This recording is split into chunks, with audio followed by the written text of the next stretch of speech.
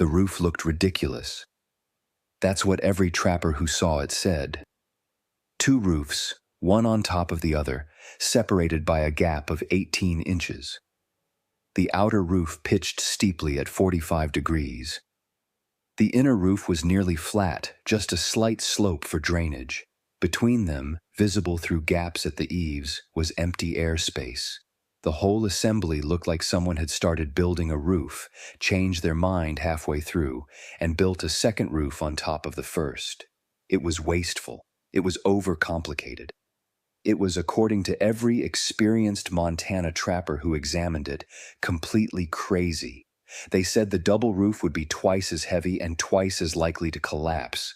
They said the air gap would just fill with snow and ice, making everything worse. They said the steep pitch was unnecessary in forest country where snow didn't accumulate that heavily anyway. They said the man who built it, a Finnish immigrant named Eero Virtanen, had clearly never experienced a real Montana winter. They said a lot of things. Then the winter of 1892 arrived, and 23 inches of wet, heavy snow fell in 36 hours. Cabin roofs across the region collapsed under the weight. Trappers scrambled to shovel snow off their roofs in the middle of a blizzard, dangerous and exhausting work. Some didn't make it in time. Their roofs caved in, destroying shelters and supplies, sometimes injuring the occupants. But Eero's cabin sat untouched. The snow slid off his crazy double roof as fast as it fell. No shoveling required, no collapse, no damage, just a steep, clear roof while everyone else's cabins were buried or destroyed. Suddenly, the crazy roof didn't look so crazy anymore. The story begins in the spring of 1891, when Eero Virtanen arrived in the Bitterroot Mountains of Montana Territory to establish his trap line. He was 38 years old, a former carpenter from Finland who'd spent his youth building in a climate where snow was a constant, serious problem. Finnish buildings were designed for heavy snow loads.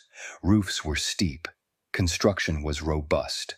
Snow management wasn't an afterthought. It was a primary design consideration. When Eero examined the typical Montana trapper's cabin, he was appalled. The roofs were nearly flat, just enough pitch to shed rain. The construction was light, often just rough-cut boards over log rafters. The builders seemed to have no concept of snow load or the danger of snow accumulation. To Eero, these cabins looked like disasters waiting to happen. He said as much to his nearest neighbor, a trapper named William Tucker, who'd been in Montana for 7 years. Tucker took offense at the implication that he didn't know how to build a cabin. "We get some snow here," Tucker said, "but nothing like what you're describing. A foot, maybe 18 inches over the winter. Our roofs handle it fine." Eero shook his head. "In Finland, we sometimes get 3-4 feet of snow, maybe more, and wet snow, heavy snow. If roof is flat, the weight will crush the cabin. You must have steep roof so snow slides off." Tucker laughed. "We're not in Finland. We're in Montana. The snow here isn't that heavy. You're worrying about a problem that doesn't exist." "Maybe," Eero said, "but when I build my cabin, I build for the worst that could happen.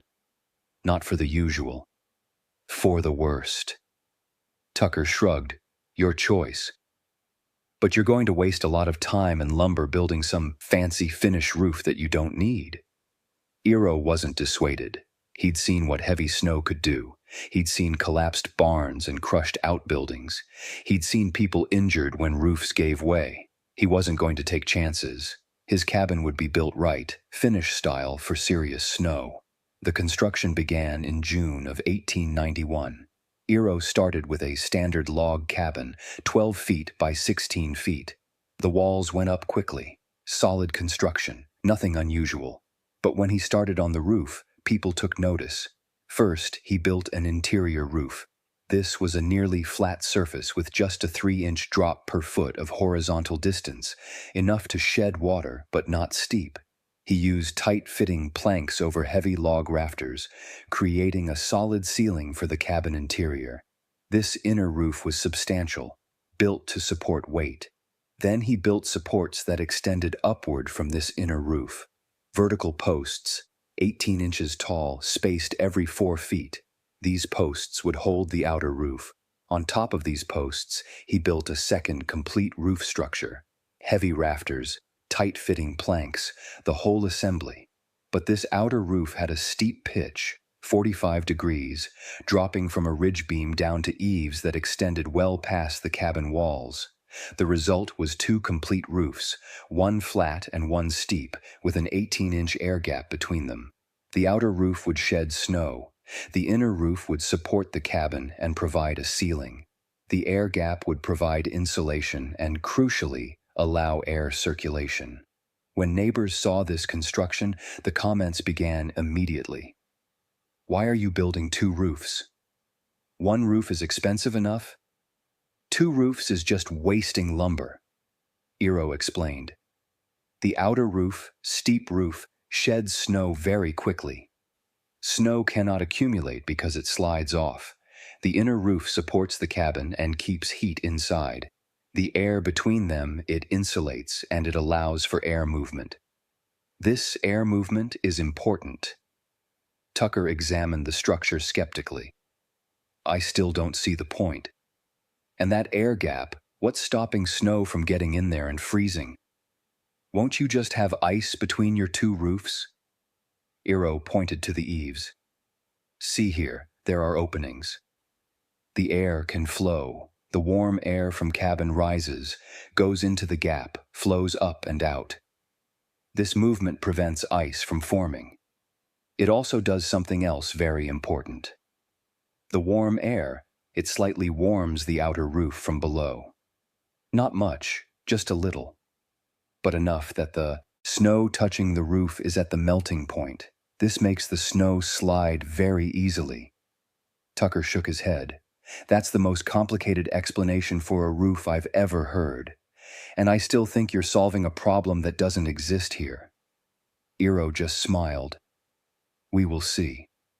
The construction continued through the summer. Eero was meticulous. The inner roof was sealed tightly to prevent air leaks from the heated cabin interior. The outer roof was solid and well constructed.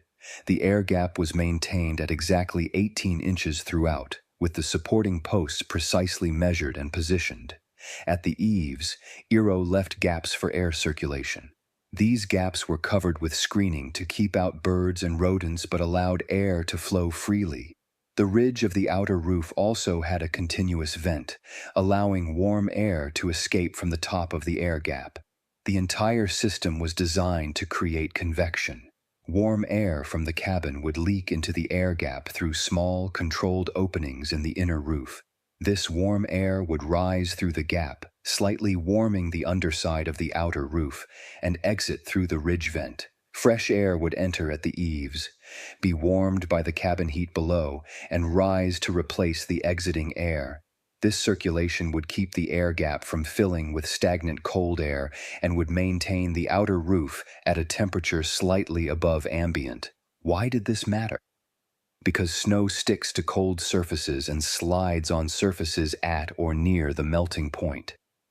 A roof warmed just a few degrees by the circulating air would shed snow far more readily than a roof at ambient temperature. This was Eero's insight, born from years of observing Finnish buildings. By late August, the cabin was complete.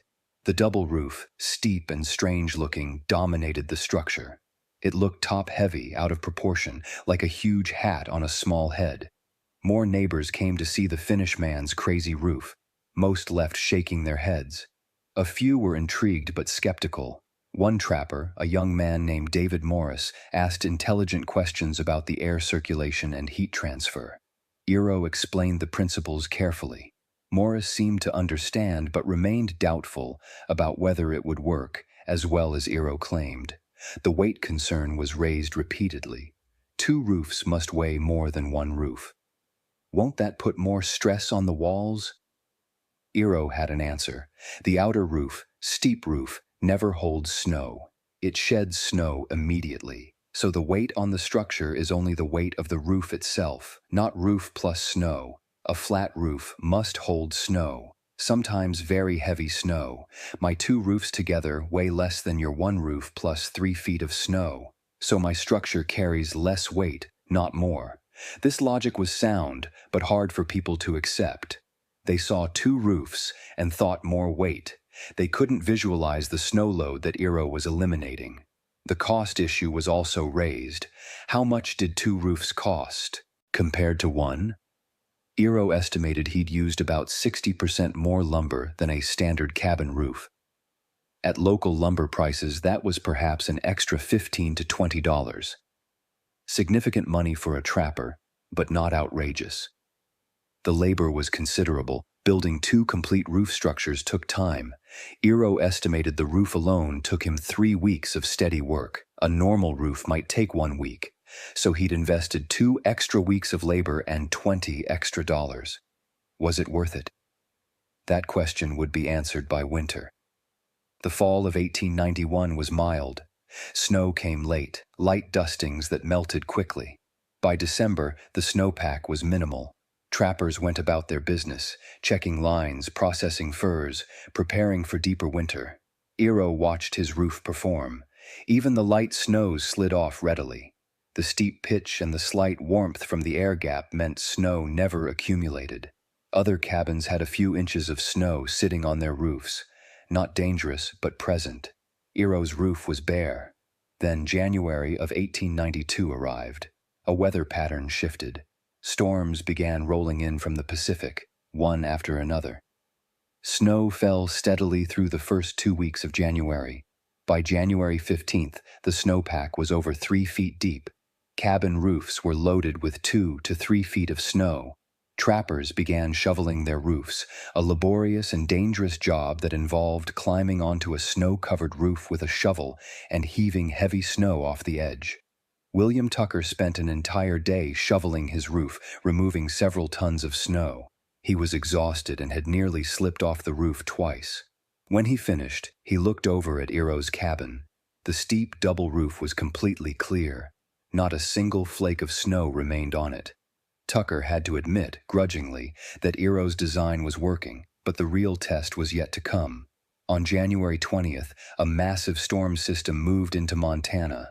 The sky darkened, the temperature dropped, and snow began falling. Not flurries, not light snow. Heavy, wet snow falling steadily, accumulating rapidly. By evening of January 20th, 6 inches had fallen. By midnight, 12 inches. By dawn of January 21st, 18 inches. The snow kept falling. This was serious snow, heavy with moisture content. Each cubic foot weighing 15 to 20 pounds. A roof covered with 2 feet of this snow was supporting 30 to 40 pounds per square foot.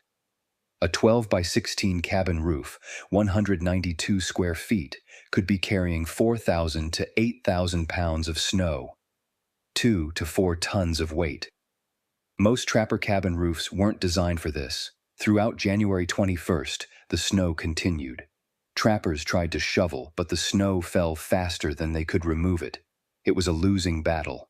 Late in the afternoon of January 21st, William Tucker's roof collapsed. The center rafters gave way first, sagging inward. Then the whole structure came down with a crash, burying everything inside under broken timbers and tons of snow. Tucker wasn't in the cabin at the time. He'd been at a neighbor's cabin helping shovel that roof. When he returned and saw his collapsed cabin, he just stood in the snow, staring. Everything he owned was buried. His shelter was gone. His supplies were buried. In the middle of winter, in the middle of a blizzard, he was suddenly homeless. 2 more roofs collapsed that day. One belonged to an old trapper named Samuel Hayes.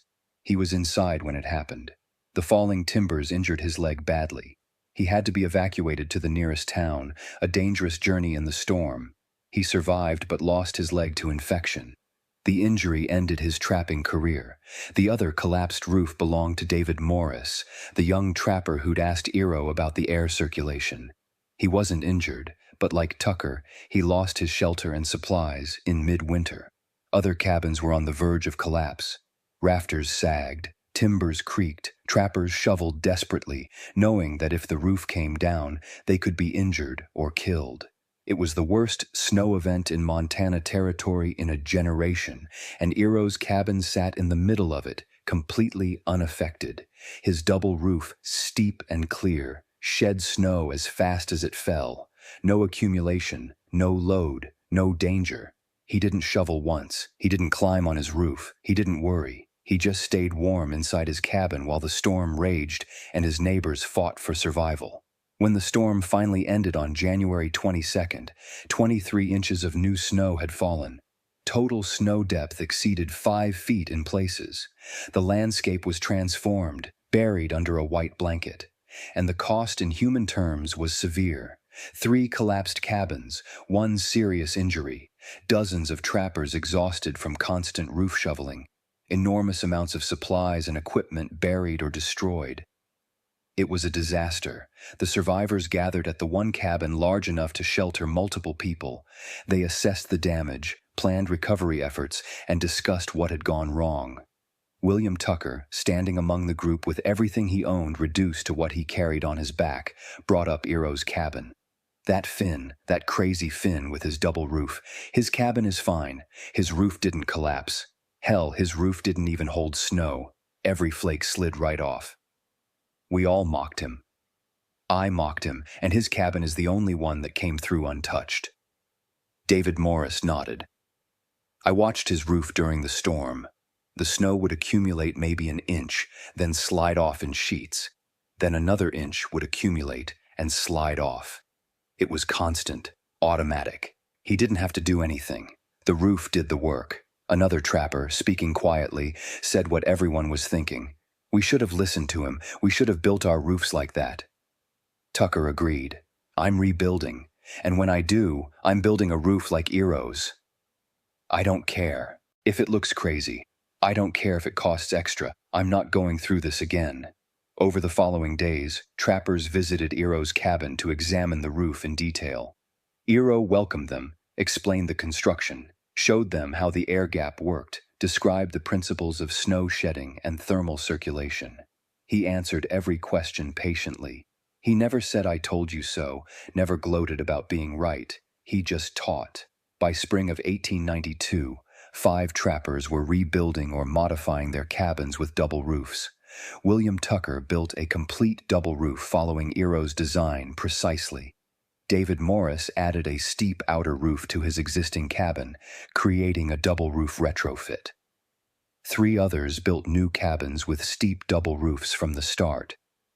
The results in the following winters confirmed what the January storm had demonstrated. The double roofs worked. They shed snow automatically. They required no shoveling. They didn't collapse. Trappers with double roofs slept soundly during snowstorms, while others climbed onto their roofs with shovels. The labor savings were substantial. A trapper might spend 20 to 40 hours per winter shoveling a traditional roof.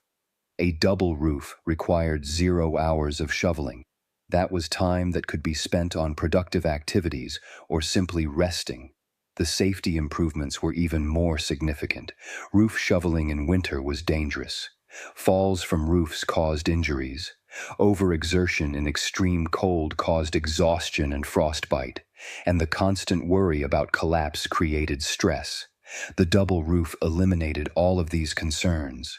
The roof took care of itself. No climbing, no shoveling, no worry. If you're captivated by this ingenious solution to a life-threatening problem and want to see more stories about how our ancestors engineered their way out of impossible situations, make sure to hit that subscribe button. There are so many more forgotten innovations waiting to be shared. The science behind Eero's double roof is straightforward, but clever. First, the steep pitch. Snow slides on surfaces when the slope is steep enough to overcome the friction between snow and surface. For most snow conditions, a pitch of 35 to 45 degrees is sufficient to cause automatic shedding. Eero's 45-degree pitch was at the upper end of this range, ensuring reliable shedding even for wet, sticky snow. Second, the thermal effect. The warm air circulating through the 18-inch gap between roofs kept the underside of the outer roof slightly warmer than ambient temperature. This might only be 5 to 10 degrees Fahrenheit warmer, but it was enough to keep the contact surface of the snow at or near the melting point. Snow at the melting point has a thin layer of water at its interface with the surface. This water layer dramatically reduces friction, allowing the snow to slide much more readily. Third, the air circulation prevented ice buildup. In a sealed attic, space, warm air from the cabin can melt snow on the roof from below. This meltwater then flows down and refreezes at the cold eaves, creating ice dams. These ice dams block drainage and cause serious problems. Eero's ventilated gap prevented this. The air circulation was sufficient to prevent localized melting while still maintaining the slight overall warming of the roof surface. Fourth, the structural design distributed loads properly.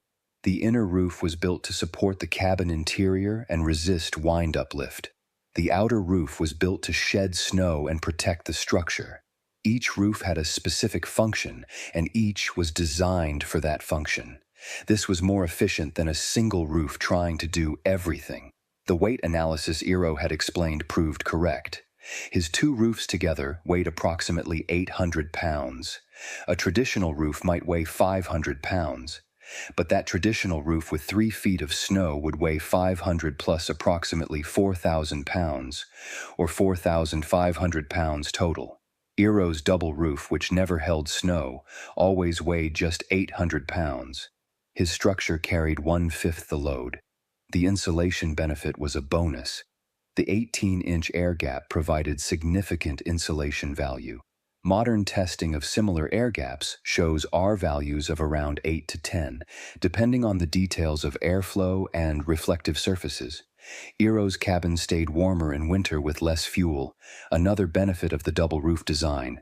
The cost-benefit analysis strongly favored the double roof for anyone trapping in snow country. The extra $20 and 2 weeks of construction time prevented roof collapse, eliminated shoveling, improved safety, improved insulation, and provided peace of mind. Over the life of the cabin, perhaps 15 to 20 years, that was excellent return on investment. By the mid-1890s, double roofs had become common in the Bitterroot mountain trapping community. Perhaps 20 to 30 trappers had adopted some version of the design. Variations existed. Some trappers built smaller air gaps, 12 inches instead of 18. Some used less steep pitches, 35 degrees instead of 45. Some built the outer roof from lighter materials to reduce cost, but all were based on Eero's core principle: separate the snow-shedding function from the structural function and use an air gap for insulation and thermal management. The technique spread beyond the trapping community. Ranchers building barns and outbuildings adopted double roof designs for structures that needed to withstand heavy snow. Sawmills and mining operations built double roofs on their facilities. The design migrated to other regions where heavy snow was a concern. By the early 1900s, double roofs were appearing throughout the Mountain West. Most builders probably didn't know the design originated with a Finnish trapper named Eero Virtanen.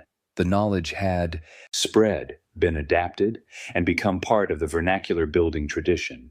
This is how good ideas propagate. They're adopted, modified, shared, and eventually become anonymous.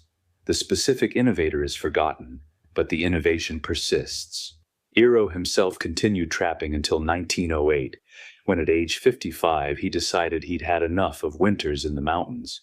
He moved to Missoula, bought a small house, and worked as a carpenter until his retirement.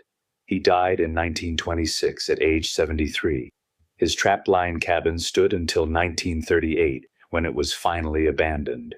The structure remained sound, the double roof still intact and functional after 47 years. Eventually, weather and neglect caused deterioration, and the cabin collapsed in the early 1950s. But the principle Eero demonstrated lived on in dozens of buildings throughout the region. The January 1892 storm became a watershed moment in local building practices. Before the storm, flat or low-pitched roofs were standard. After the storm, steep roofs became much more common. The 3 collapsed cabins and 1 serious injury taught a harsh lesson.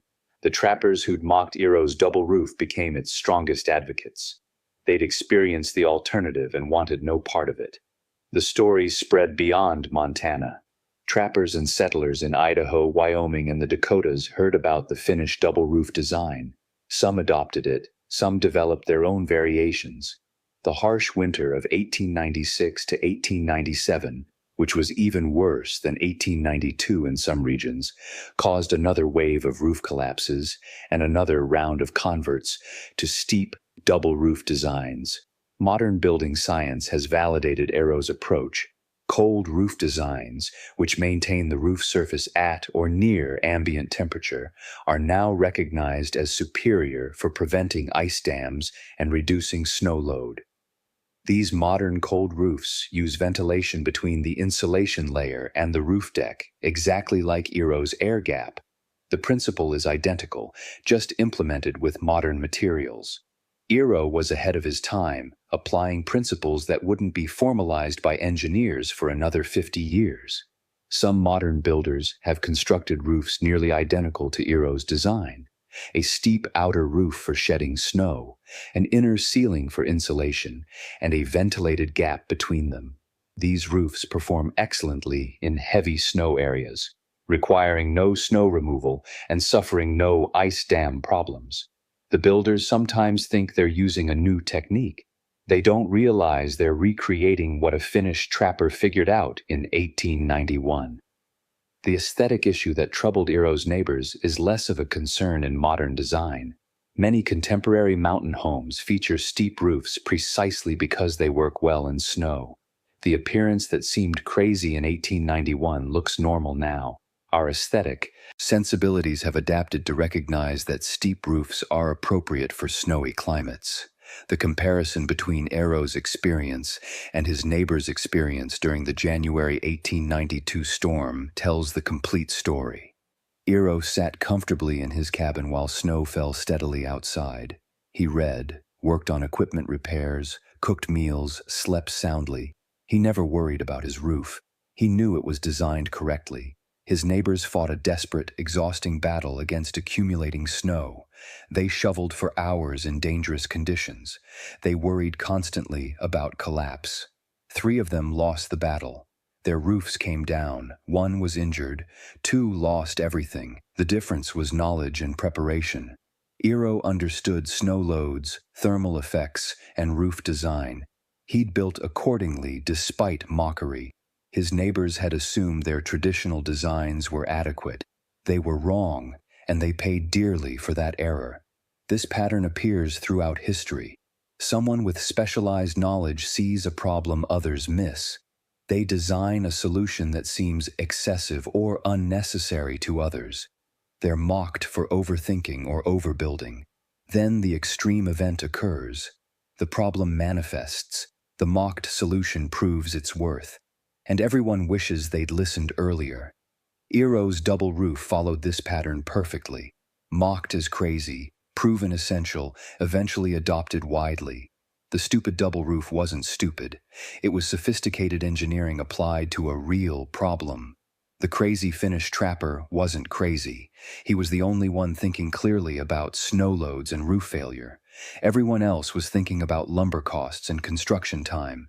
Eero was thinking about not dying when his roof collapsed.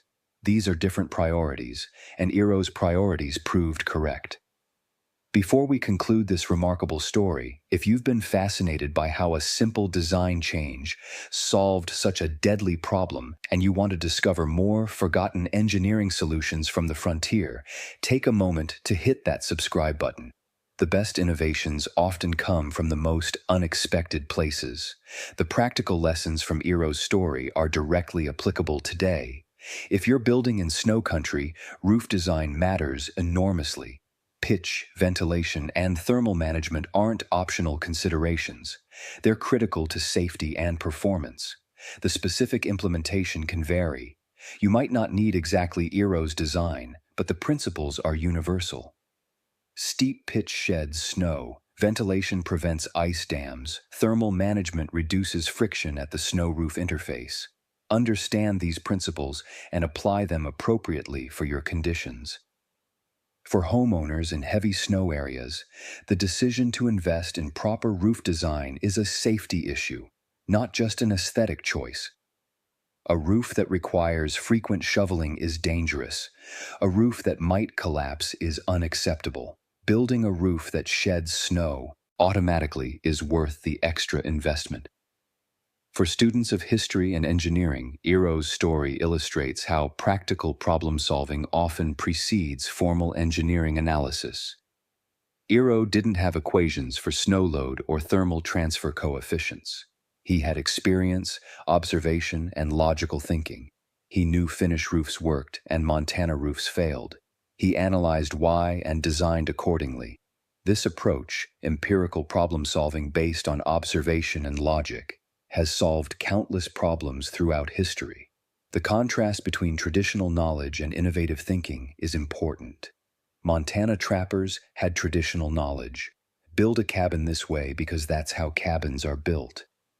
Eero had innovative thinking based on different traditional knowledge. Build a roof this way because physics and experience show it works. When the two knowledge systems conflicted, evidence decided. Eero's roof worked. The traditional roofs failed. Evidence won. The social dynamics are also instructive. Eero was an outsider, an immigrant from Finland. His different approach was dismissed partly because it was foreign. The trappers didn't want to admit that the foreigner knew something they didn't. This xenophobia or regional pride caused them to reject good advice. Then reality forced them to reconsider. The collapsed roofs were powerful teachers. Pride and prejudice gave way to practical necessity. The trappers needed roofs that worked, and Eero had the answer. His ethnicity stopped mattering when the alternative was losing everything. This suggests that good ideas eventually triumph over bias, but sometimes harsh lessons are required first. The economic impact of Eero's innovation is difficult to quantify but was substantial. Every trapper who adopted the double roof saved 20 to 40 hours per winter on roof shoveling. Over 20 trappers in the region means 400 to 800 hours of labor saved annually. At a value of perhaps 50 cents per hour, that's $200 to $400 of labor saved every winter by this one community. Over 20 years, $4,000 to $8,000 of value created by one innovation. The prevented roof collapses also had economic value. A collapsed cabin meant lost shelter, lost supplies, lost equipment, and lost trapping time. The cost of one collapse might be several $100s or more. 3 collapses in the January 1892 storm represented over $1,000 in direct losses, not counting the injury to Samuel Hayes. If double roofs prevented just one collapse per year across the region, that's several $100s of losses prevented annually. The lives saved or injuries prevented are harder to value but arguably more important. Samuel Hayes lost his leg and his livelihood. Several trappers over the years were killed by roof collapses in other storms. Any design that prevents these tragedies has enormous human value beyond economics. The legacy of Eero's double roof extends beyond the specific design. It represents a broader principle, design for the worst case, not the average case. This principle applies to engineering generally. Buildings should be designed for the maximum expected loads, not typical loads. Bridges should handle the heaviest anticipated traffic, not average traffic. Dams should withstand the maximum probable flood, not normal river flows. Eero understood this instinctively. He built for the worst Finnish winter he'd experienced, not the typical Montana winter his neighbors described. When that worst-case storm arrived in Montana, he was prepared and they weren't. The difference between designing for typical conditions and designing for maximum expected conditions can be life and death. Eero's neighbors learned this the hard way. The story of Eero and his double roof is ultimately about the value of learning from other places and other experiences. Eero brought Finnish building knowledge to Montana. That knowledge, developed over centuries in a harsh climate, contained valuable lessons. The local trappers, relying only on their own experience, had knowledge gaps. They'd never experienced truly catastrophic snow. Eero had. His broader experience gave him insights they lacked. This suggests the value of learning from diverse sources and not assuming that local knowledge is complete. The world is large. Other people in other places have solved similar problems. Their solutions might apply to your situation. Be open to learning from distant experiences. The vindication Eero experienced must have been satisfying, but he handled it with grace. He didn't mock those who'd mocked him. He taught those who wanted to learn. He helped neighbors rebuild with better designs. This generosity and humility are admirable traits. He could have withheld his knowledge, let others struggle, profited from his advantage. Instead, he shared freely, raising the entire community's capabilities. This collaborative approach, rather than competitive hoarding of knowledge, benefits everyone. When more people have better roofs, the whole community is stronger, safer, more resilient. Eero understood this and acted accordingly. The physical artifact of Eero's innovation, his actual cabin with its double roof, is gone. It collapsed in the 1950s, decades after Eero's death. No photographs exist. No detailed drawings survive. The physical evidence has vanished, but the knowledge persists. Trappers taught their sons, carpenters taught their apprentices, builders copied successful designs. The principle of the steep, ventilated double roof spread through the oral tradition and practical demonstration. It didn't need to be written down because it was built, used, and proven over and over. This is how traditional knowledge spreads, through doing, not documenting. The risk, of course, is that undocumented knowledge can be lost. Without written records, we don't even know if Eero Virtanen was the first to use this design. He may have learned it from someone else in Finland. He may have adapted an existing design. The historical record is incomplete. We know he brought the technique to Montana and demonstrated its value, but the fuller story is lost. This incomplete history is frustrating but common. Most historical innovations are poorly documented. We know the outcomes, but not always the complete process or the true originator. Eero gets credit in Montana because local memory preserved his name, but others may have developed similar solutions independently in other times and places. The convergent evolution of good ideas is a recurring pattern. The modern revival of cold roof designs and steep pitch roofs in snow country shows that the need Eero addressed still exists. Climate may have changed, but heavy snow still falls. Roofs still must handle that snow safely. The solutions Eero demonstrated remain relevant and effective. Contemporary builders incorporating these principles are, knowingly or not, following in Eero's footsteps. The comparison between the cost of Eero's roof and the cost of a collapsed cabin is stark. Eero spent an extra $20 and 2 weeks of labor. William Tucker lost everything, worth probably $200 to $300, plus his time rebuilding. Samuel Hayes lost his leg and his livelihood, a cost beyond calculation. David Morris lost his supplies and shelter, perhaps $150 of losses. The 3 collapsed cabins together represented over $500 in direct losses and enormous additional costs in lost productivity and opportunities. Against these catastrophic costs, Eero's $20 investment looks remarkably wise. Yet before the storm, that $20 seemed wasteful. This is the challenge of disaster preparedness. The costs are immediate and certain. The benefits are future and probabilistic. You might spend the money and never need the protection. But when you do need it, the alternative is catastrophic. Eero made the right choice. He paid the insurance premium. When the disaster struck, he was covered. His neighbors gambled that disaster wouldn't strike. They lost the gamble. The lesson is clear. Invest in protection against low probability, high consequence events. Don't assume the disaster won't happen. Assume it will, eventually, and prepare accordingly. The crazy roof hack made Eero's cabin snow-proof. It shed 23 inches of heavy, wet snow without effort, without danger, without damage. It protected Eero while his neighbors' cabins collapsed around him. It saved him from injury, from loss, from the desperate fight against nature that exhausted and endangered others. The hack was simple: build 2 roofs instead of 1, make the outer roof steep, leave an air gap for ventilation. That's it. No complex engineering, no exotic materials, just intelligent application of basic principles. Everyone mocked it. Until it worked. Until their roofs collapsed and his didn't. Until they were shoveling in blizzards and he was sleeping comfortably. Until evidence made the case that words couldn't. Then the mockery stopped. Then the learning began. Then the innovation spread.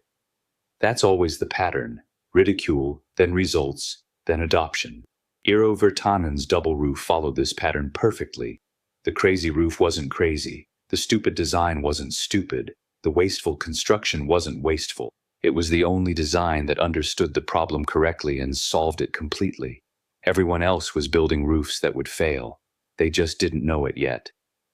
Eero knew. He'd seen it happen. He'd experienced Finnish winters where bad roofs killed people. He built accordingly. And when Montana proved it could produce a Finnish-level winter, he was ready. His cabin survived. His roof stayed clear. His innovation was vindicated.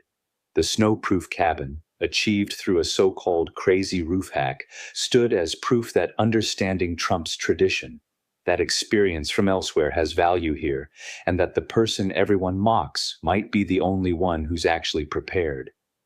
The roof looked ridiculous, until it saved lives.